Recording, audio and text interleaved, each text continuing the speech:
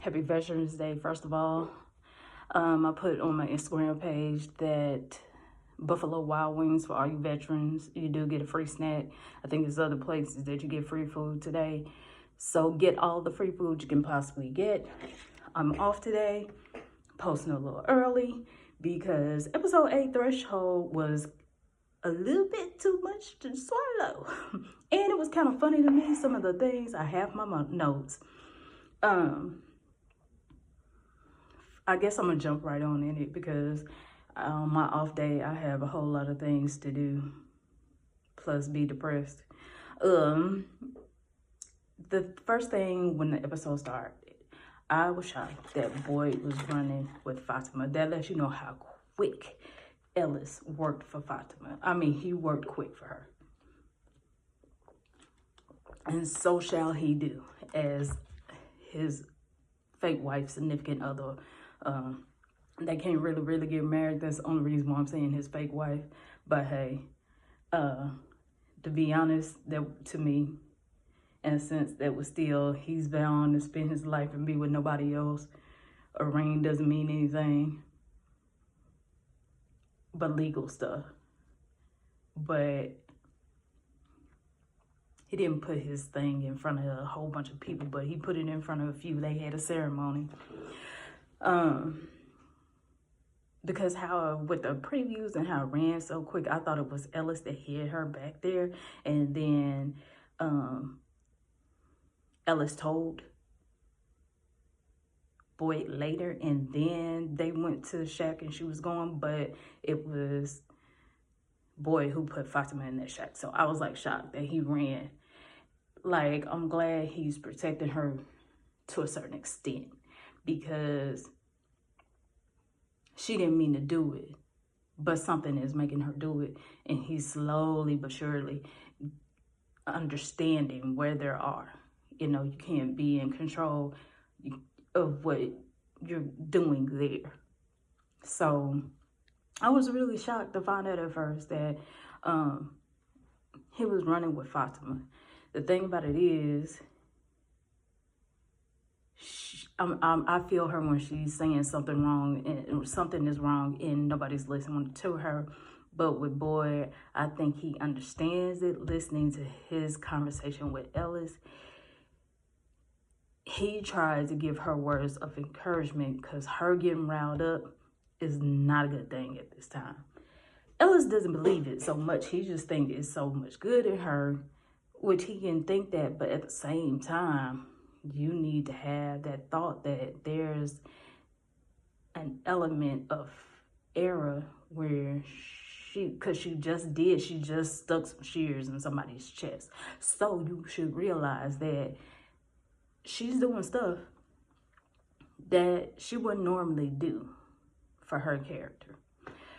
I'm tired of Boyd being underestimated. Everybody keeps talking about and this may not be in complete order. I'm going to just tell you this. And again, I forgot to do my tagline. You know, everybody has an opinion, so do I. I'm giving my opinion. This thing them keep talking about, that they keep talking about, oh, you care about Sarah, or he doesn't care about what you did. And then I looked at Jeremy's Ice and Fire's preview video. Sarah is sitting up there getting those voices again. And so is Randall. I was about to call him Nathan again. So it's a fact that he's only letting, if I could have sworn that I could have sworn that he had threatened her anyway, saying, if you move the wrong way, I'm ending your life.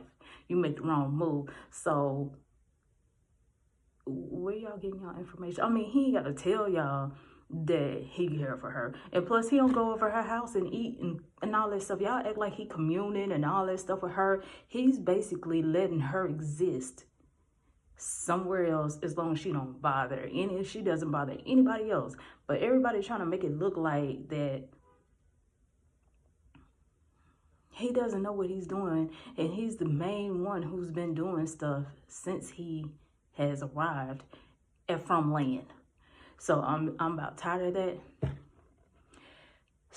My next thing, when everybody walks back to the town, Jade's theory was a hard pill to swallow for the family, that she would have ended up there at the town regardless what path in life she would have taken.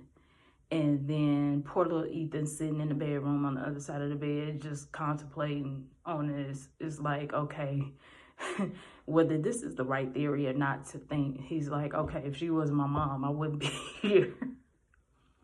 Not a good thought, but hey, I mean, what do you expect a human being to think? Period. No matter what their age is. I was going to say this the last time, but I don't think people realize that meant no matter what path all of them would have taken, they might have ended up there anyway. I don't know about the kids. I don't know if their path was there. I don't know if they was just a bonus for this town or whatever. It's just some of those people, for the evil of that town, was chosen to be there. Henry being a drunk because he lost his family, and now being a drunk because he can't deal with his son, kind of irritates me, because this is not the place where you cope by drinking. The only person who's succeeding by being a drunk, by making it, is Jade, and he's barely like making it.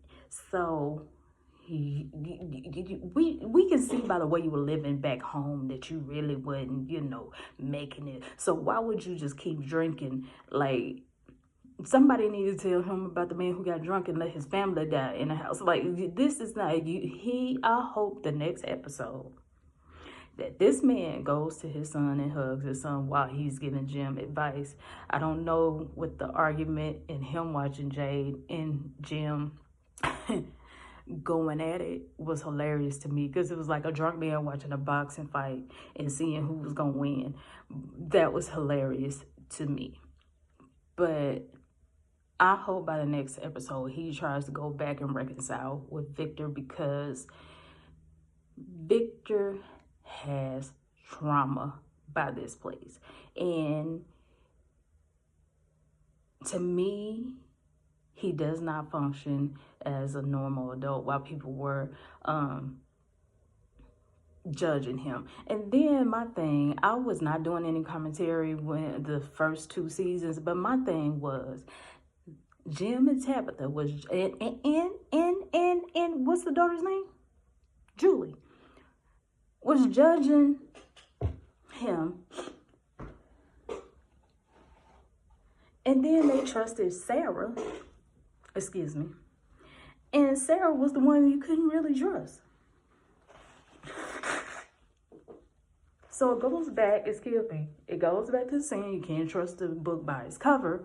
Like, you should have been looking, you're at a town where things come at night and try to get you to get you out so they can harm you. To me, everybody there, this is the way of life in general. You just can't open your arms to people just because of whatever you have. To me, you have to watch people and see what their ways are. You just can't jump and say, oh, she looks like, because somebody may be a whole serial killer and look at Ted Bundy. But let me digress. I hope at least he, by the next episode, tries to go back and reconcile with Victor, because it's not Victor's fault who Victor is at this point. Julie letting the call of the ruins beckon her was the most irritating thing. Then she tries to get Randall. Randall, I still think is fighting something. And I'm glad he told her to stay the hell away. Leave it there. And the main thing I'm glad he said was, there's nothing there that's trying to help them, because he's right. There's nothing. That's what was it? Was something with Jim. Jim and his little quest of trying to figure out, was it an experiment or whatever. There's nothing there that's trying to help them. You can say the boy in white. I'm iffy on the boy in white. And then Julie taking Ethan, I think I said Nathan, taking Ethan to the ruins. I didn't like that either, because she could have got Ethan caught up. And I'm finna jump ahead. Jim going to the bar and telling Jade he is the only one watching his family. You already got a phone call saying, hey, you need to watch your kids. I love to paraphrase, because they're not your kids anymore, but you still been letting them run rampant all over the place. Like, mostly everybody here is selfish.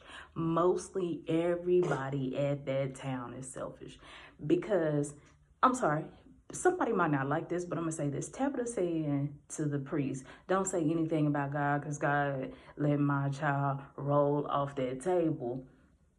Like, God is some I dream a genie, when it's two parents right there. One grabs a diaper and the other grabs a phone, and let the kid roll off.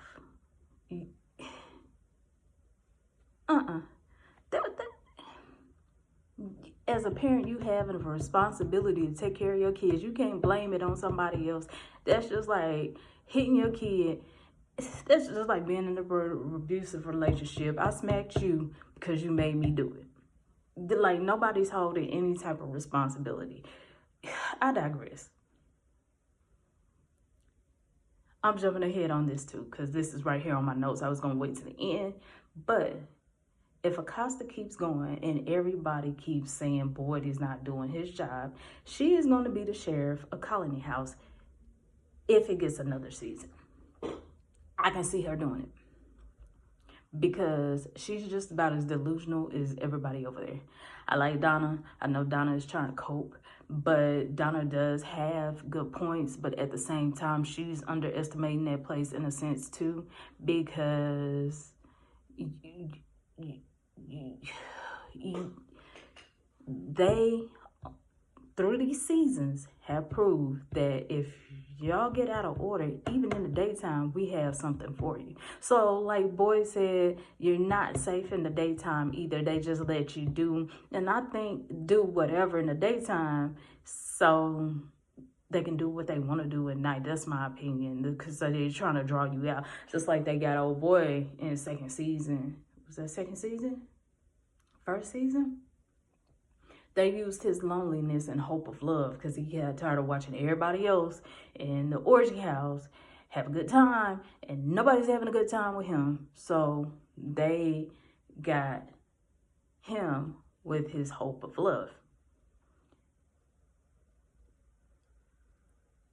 Acosta is not going to lead them anywhere good.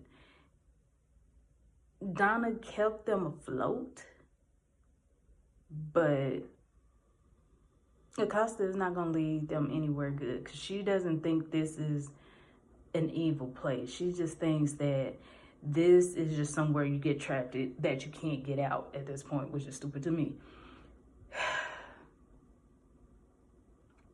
My next note is people thinking that Boyd is so enthralled with Sarah, but it irks me. But I said that at the beginning. We're going to keep going. Jim not getting to the point of, which is interrupted by Sarah knocking on the door. But it could have finished before she knocked on that door, because I understand he got out that the place knows things about them. Okay, you got that out, but you need to tell Tabitha, y'all need to watch our kids. Because these people said, I mean, they said your kids are not your kids anymore. I didn't mean to say y'all. I mean, like, y'all is a Southern thing. I'm Southern, and everybody using y'all like it's lotion nowadays. If you use lotion a lot. And I remember as a kid when I went up north, and I was teased for saying y'all, and the teacher taught us, at home, say y'all, because y'all is a Southern thing. And then when you go outside of the South, it's you all or them, whatever. But everybody and their mama is using y'all now, and I'm trying not to do that when it comes down to these posts, but I kicked myself in the butt and did it anyway. He needed to tell her, if he didn't tell anybody else, that Thomas, quote unquote Thomas, said they're not your kids anymore. He should have told that. That to me is important. Because y'all keep letting, I did it again, because you two keep letting these kids just run all over the place. Like, the town is, you own a piece of property and the town is your backyard. That's something that should have been disclosed. Elgin getting blood for this baby. The first thing I thought about when I first seen him drawing blood, like, you are not eating. How are you gonna draw blood? You need a cookie. After you draw blood, you need to go downstairs and find a cookie. That's what they give you at the blood thing. That amazed me. Like, the camera, the Polaroid camera, like, taking these pictures and telling him what to do and all that. Like, the scavenger hunt was a scene, a sight to be seen. Victor going down in the basement and realizing that the boy in white was who Christopher was really talking to was a revelation that everyone needed. But I'm sorry, you still need to explain why this puppet is sitting up here yelling at people. The puppet yelled at Jade. It yelled down there in the tombs when Victor and Tabitha, I'm sorry, you just can't hop skip over that. I need to know why this thing is just yelling. Like, I need to know.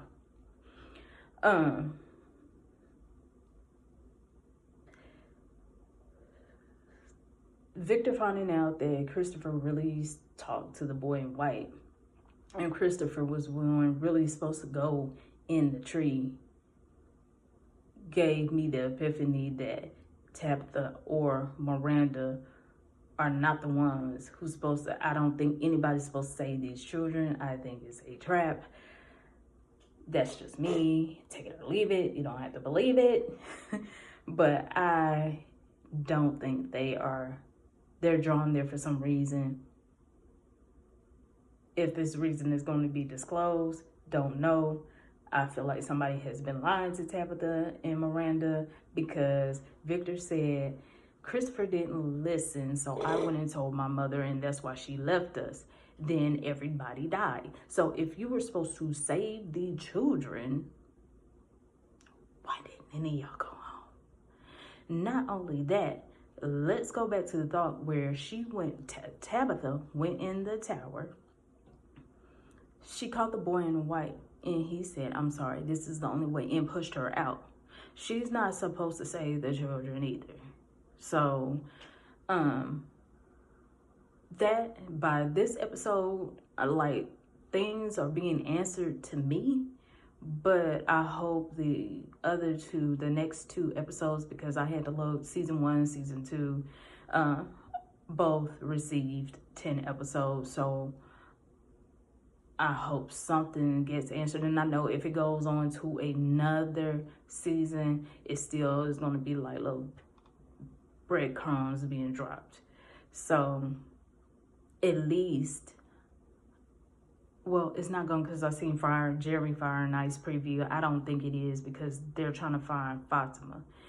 And that thing of her being pregnant, well, showing, we know she's pregnant now.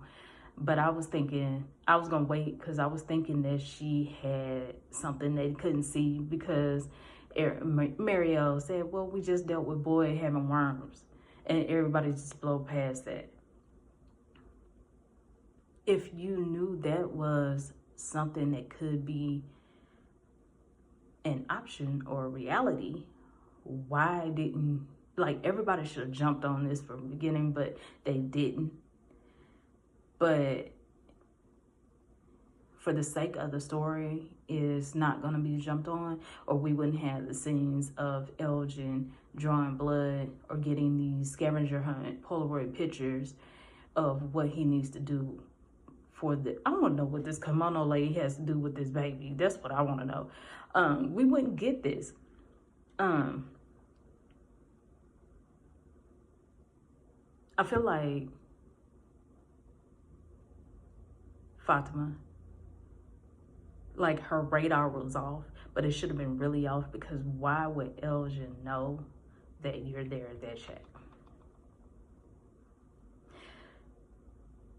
You should have known something supernatural was going on, and you just seen the kimono lady yourself.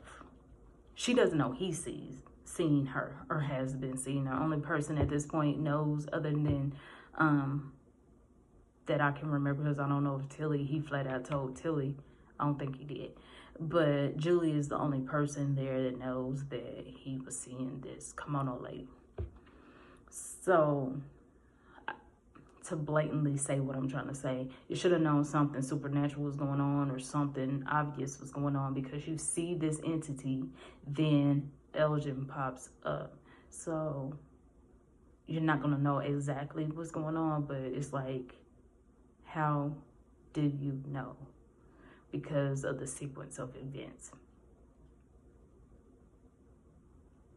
I got ahead of myself, because my next two notes is Julie taking Ethan to the ruins ticked me off, and Jim blaming Jade.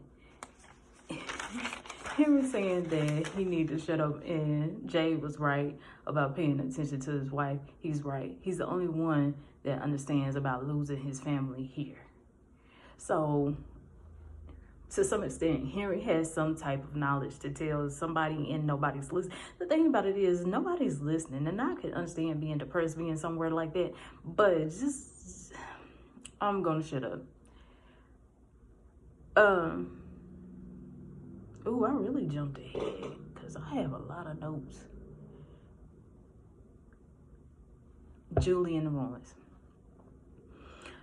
Her seeing them screaming, that tripped me out. And like the time loop thing, and seeing now that she was the one, because when I first seen that scene about Martin being on the wall chained up, and a rope being thrown down, and he's not seeing how that rope got there, kind of explains a little bit more. It was very interesting. I like that scene. Julie getting to the cave tied into Victor saying that the boy in white told Christopher that the kids were, I'm gonna just paraphrase it the way I'm theorizing this, I'm gonna say basically sacrificed by their parents for some god-awful reason. And her hearing them scream. I hate my glasses. They're like, ugh. Her hearing them scream, it ties into that. So I'm wondering, like, is this a repeat for these kids? Because I don't know if people have seen movies like that where kids get their revenge for being sacrificed or died. And it was one horror movie where these kids died in a mine, so they'll just kill people because nobody helped them because they died in the mine explosion. I can't think of that movie. But is this town here because whatever they sacrificed these kids for, they did not get? And these kids died for whatever they were sacrificing for. It's like they died for nothing because they didn't get it. Because of the thing of them saying that their hope built the symbol in the roots. I want to answer. That's sad. And I'm not a person that says I want to answer. But I want to know, will there be an answer? That's what I like to say. That's better. Will there be an answer for that? Because what was the story told to them that gave them hope, thinking that if they sacrificed themselves for whatever they had to sacrifice themselves for, that, and their children, like if this was a real life situation, their children, there's nothing really they could have done to keep from being sacrificed, except for running away. And how many kids gonna do that? Not that many kids gonna do that. They just gonna, this is my parents. I'm gonna do this because everybody need to eat or something.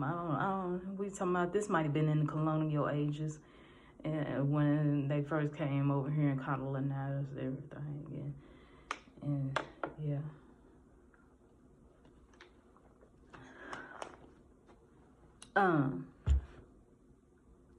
Going back to Elgin and Fatima, and I'm going to end this because a lot of these notes on the back, I tied it already in to my little conversation. Him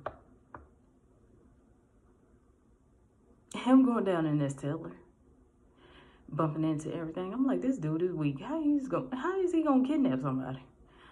He's bumping into the walls and everything. Just like, are you gonna keep drawing blood to this baby? Like, you.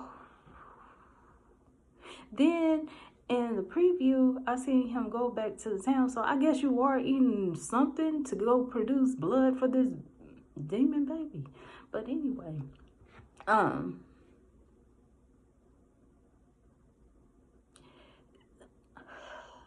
what Fatima's baby? What is this supposed to be a purpose for? Like, I want to see if there'll be an answer for that too, because that's weird.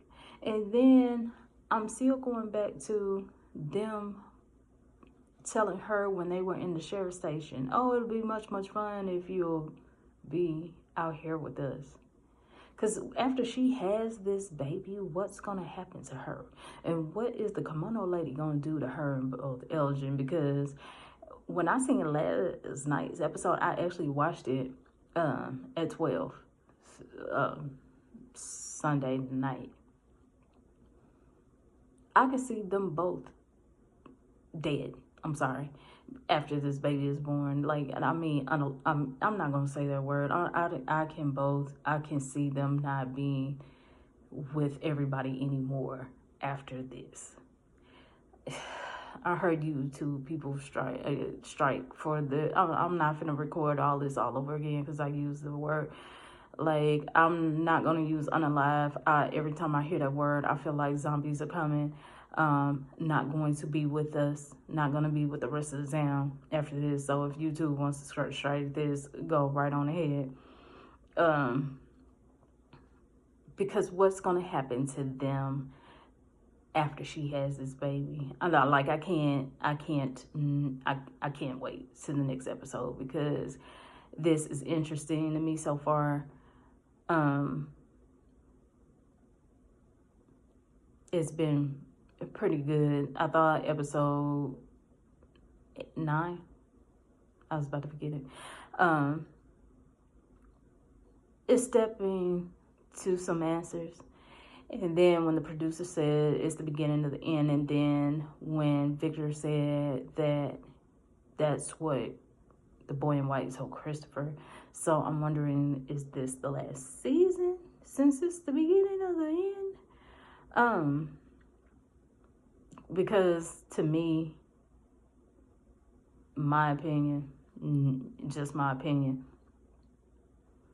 for it to go on, that it has to be some extremely good writing. Because this show, even though I hear a lot of people on the internet getting angry about a lot of stuff that's going on, and I've heard a lot of people getting angry because they don't want a repeat of Lost, I did not watch Lost. By the previews that used to come on TV, I couldn't watch Lost. Perino, I was gonna watch it because he was in it, but every time I watched a preview of Lost, I couldn't do it. So I'm not tagged by that, and I'm not burned by that. So this is this is new to me. I don't know if it goes by the same, and I think I read articles saying it goes by the same way of Lost, and I'm not burnt by that. And I think a lot of people are angry because they are, but me personally, I am not. So going back, before I get off of here, when the first season started, I did think it was like a sacrifice thing going on because of when Victor went in, not Victor, Jay went into that cellar and the guy in the old clothes that was hit with the boulder was inside there, and he screamed at Jay. It's like different time frames in that town. And then I look at the simple fact of the creatures there. Even though one of my last posts I had said that they have occupations, those occupations also have time periods. And to me, most of them are stuck in like the 1940s, 50s. Like even the mechanic may be 80s a little bit. But the nurse, the one that had the keys, she looks like she was between the 40s and the 60s. The one in the preview for that Jeremy Fire and Ice put up, she may be like 70s, 80s. Like there is a time frame on these creatures' occupations. So yeah, I did think it was a sacrifice thing from the beginning, even before I seen the kids. Or were they in that episode with Jay? I can't remember, because like when I resubscribed to MGM, I did do a binge watch. So, and some stuff I'm not gonna remember. I can't even remember my name. I can't remember my age half the time. That's what it is. I've been forgetting my age since I was like 10. But I did think it was like a sacrificial thing the first season. And second season, I was like, and now I feel like it's going back to that. But I'm not gonna give too much of my opinion. I see I'm going on to like over 30 minutes. But I want to see like what, because I'm to the point I think they're finna tie in sacrificing something else. I don't know what it is, but I feel like they are. I can't wait to see what these next 2 episodes bring. Especially to see that she has a bump, and then Ellis is like, no, baby, no, you don't have anything. She actually has a baby bump. That's going to be interesting if they find her. But, and then what are they going to do with Elgin when they find out he was the one that took her there to have that baby? That was something else I thought about. Because how are you going to deal with that? But I'm ending this, and whoever watches this, thank you. Like it, share, subscribe if you like. But I'm ready to give my own commentary on 9, because them looking for Fatima and what it's gonna reveal when they see she has this baby bump would be interesting. Thank you, and bye. Did I say I was off today? That's why I'm posting. I feel a little better.